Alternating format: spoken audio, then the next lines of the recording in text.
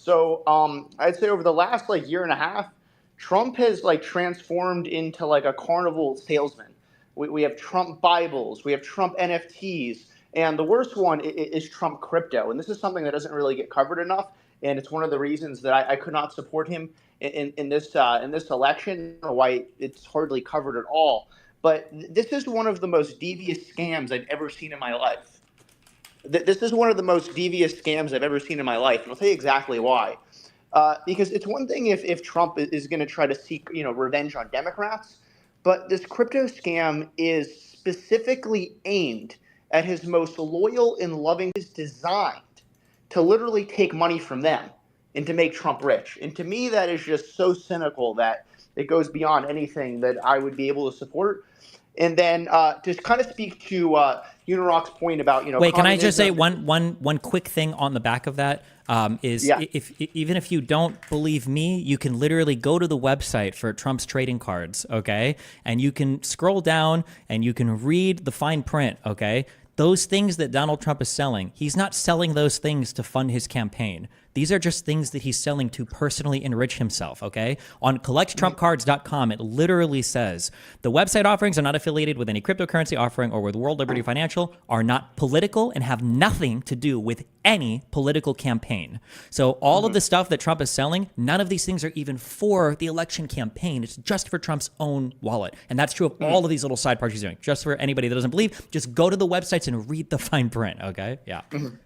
So one thing I want to add to that, Destiny, it's like some of these things, obviously, they're very, very cheesy, like the Trump shoes, the Trump Bibles, NFTs, etc. But for me, I can kind of stomach those because it's at least the buyer knows what they're getting, right? I'm buying a Trump Bible, I get a Trump Bible, whatever. The Trump crypto is particularly cynical because people are investing with the expectation of making money, and it's the most obvious rug pull I've ever seen. I've been involved in crypto for about a decade now, so it's something that I know in quite a bit of detail. And one aspect of this Trump crypto coin is Trump and his crew are retaining 70% of all the coins, so they have by far huge majority control. So I mean, this could easily be rug pulled, and that's my biggest objection, because I think it's extremely cynical. Talking about Kamala and her policies, one thing that I think is going to surprise a lot of people is I think Kamala is going to govern much more moderately than a lot of people think. And the reason being, because I know that a lot of people on the right are very skeptical of Kamala. They don't believe her because they say, okay, look, she was weak on the border for the last 3.5 years, and now she's running border ads saying that she's going to lock down the border. It seems insincere, and I just don't believe she's going to do it. I'll tell you why I think that is not the case. I'll tell you why I think that she will follow through, and she will actually have a pretty moderate governance, because she's going to want to win re-election. And moderate governance, she is incentivized to govern moderately, because that is going to be the key to her, winning re-election in 2028.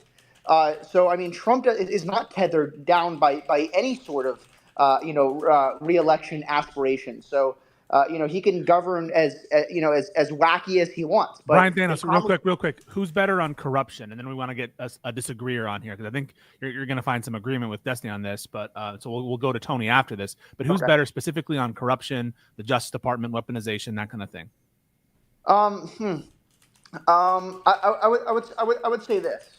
I think it was a mistake, at least for the Justice Department, to. I think some of these charges were, I think they, some of the stuff where they had, what was the one where there was a misdemeanor that was then, changed to a felony? That's the New York. That's the New York one, and it's completely based and justified. But go ahead.